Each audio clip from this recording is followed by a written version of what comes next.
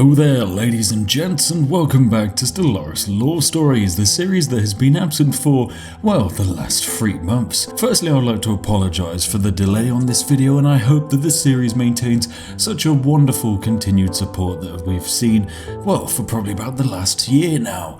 Secondly, I would like to justify this absence by saying that I've been working on this script for a bloody long time, trying to add as much fun and humour in as possible, so that even those new to Stellaris can enjoy the wonderful stories that come out of the game. So without further ado, sit back, relax, grab a cup of tea as we jump straight into this video that I hope you will all like. So get ready as I explain to you how the Unbidden have actually visited the galaxy once before. So what are the Yuht? Well, I attempted to Google the word and I found the Urban Dictionary definition to just be another way of saying the word yes. However, the Yuht in Stellaris are very different.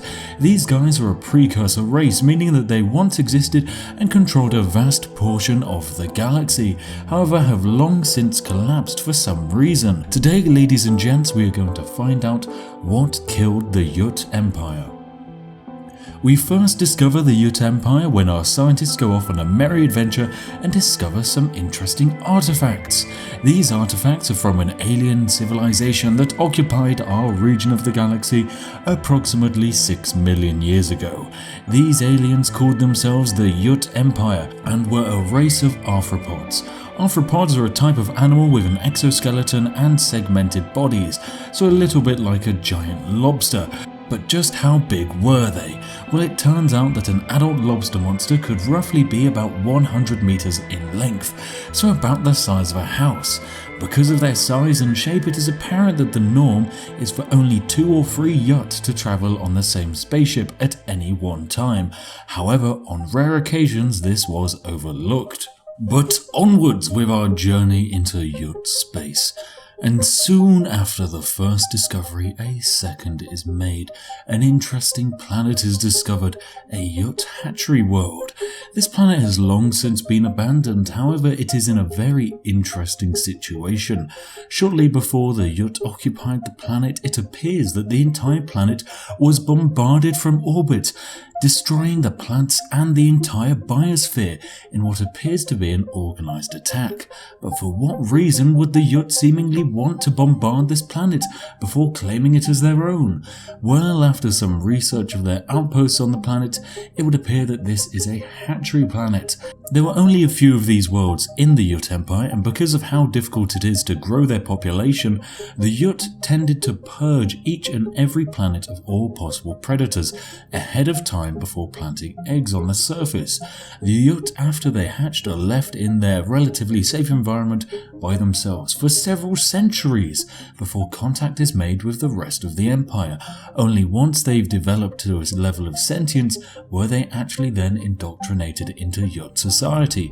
So this tells us that the Yuht are a seemingly slow expanding empire, given the fact that they take over 2 centuries to create the next generation. Anyway, let's move on to a nearby Yuht listening post. This listening post was used to scan nearby systems in the galaxy and were built millions of years ago. At some point though, in the last 500,000 years, a separate group of aliens temporarily seized this post and used it for their own needs before quickly abandoning them. But why were the Yuht building these listening posts? Well, after a quick check of the computers inside the post, we can discover that these posts were specifically used to search sectors of the galaxy for intelligent life, which apparently was something they had not yet encountered. After checking the data collected, it is clear that this entire section of the galaxy was devoid of life for the period of the Yuht's existence. Now, this is where I feel I can add a bit of speculation into the Yuht story. The Yuht were active 6 million years ago and actually remained active for 2 million years in total. During this time, they were unable to find any other life in the galaxy. In comparison, other precursors often had contact with many other empires soon after starting a space empire. When we ourselves play the game, we often find ourselves stumbling across aliens within the first decade of gameplay. So why is the Yuht galaxy so devoid of life at the time? Well, this is likely because of the endgame crisis, the Unbidden. For those of you who do not know what these guys are, I would recommend giving the Unbidden lore video a watch. They are the real big bad guys of the Stellaris galaxy. Now, for those of you that are aware, we know that the Unbidden invade galaxies and devour all life and then leave. I believe that this is a cycle that is often repeated when the amount of sentient life reaches a point that might warrant an Unbidden invasion. In the case of the Yuht, they are the first race to develop after this Unbidden purge, leaving them rather alone in the galaxy. The Unbidden likely purged the galaxy several million years before the Yuht evolved and then soon discovered space travel. Of course, this put them far ahead of many other races who would often come about after the Yuht. Anyway, enough of the speculation, because I'm sure you can come up with your own theories in the comments for me to read. Back to the lore story. We next discover a Yuht colony. All of the Yuht's buildings existed in the southern hemisphere of the planet and have long since begun crumbling away. Inside one of these huge sites is a Yuht museum. This one was dedicated to exposing and exhibiting famous alien frauds. These were various artifacts that the Yuht had collected around the Empire that claimed there was an existence of external alien life. Each time the museum had debunked these relics as mere frauds. As time has passed, most of the relics have gone missing. However, out of the few that remain, one is an instrument that appears to have been used for measuring cosmic radiation. Whilst the museum have debunked it, our scientists have discovered it actually predates the Yuht Empire by several million years. Contrary to the museum's idea, this is an alien artifact, and one that seemingly existed before the first Unbidden arrival. Guess what? We then discover yet another Yuht colony nearby. However, this one was not as developed as the last.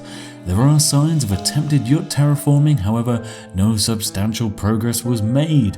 One region in the northern hemisphere is seemingly a massive graveyard. There is no nearby civilization to this graveyard, and further analysis can tell us a bit more about the Yuht. With an incredibly low birth rate and an average lifespan of about 1,000 years, each Yuht death was treated as a significant event in society, and so much emphasis is based upon the burial ceremony. In the years following the fall of the Yuht Empire, many of the graves have been dug up by looters. This is a consequence of the Yuht burying the dead with all their valuable belongings, and many good luck charms. This is a rather similar tradition to the Egyptians. Finally, we come across a third Yuht colony. However, this one is devastated. A massive ground war has been fought on this planet between the Yuht and a second species. This battle has taken place in the final years of the Yuht Empire, and even though the fighting took place millions of years ago, the Yuht war machine still scattered the landscape. Although this planet's colony was important to the Yuht Empire, it was never rebuilt after the fighting ceased, which indicates that the Yuht lost this conflict for good. But what kind of war machines were the giants using? Well, each Yuht soldier would wear something called a battle harness, which is basically a huge set of armor that had several large caliber cannons attached. Each Yuht soldier would then effectively become a slow-moving but mobile fortress. So how come with this intense firepower did they seemingly lose this battle? Luckily, this battle is explained with this discovery of the next Yuht object. A Yuht satellite is discovered in the orbit of a nearby planet. It is placed there to commemorate the first contact between the Yuht and another empire, the Jabardini, who were a rather contemporary civilization. The event occurred right here in space, and was a huge turning point for the Yuht. No longer were they alone in the galaxy. For almost 2 million years they had thought they were alone, and yet here they now stood. The societal reaction was one of both awe and horror, as this was a real, sentient alien race. Inscribed on the satellite is a highly stylized version of the meeting, showing off a Yuht cruiser and a much smaller Jabardini scout vessel. One system over, we discover the remains of a Yuht cruiser. This cruiser has fallen victim to heavy weapons fire. However, given the age of the cruiser, it was clearly produced after the Jabba-Dini meeting.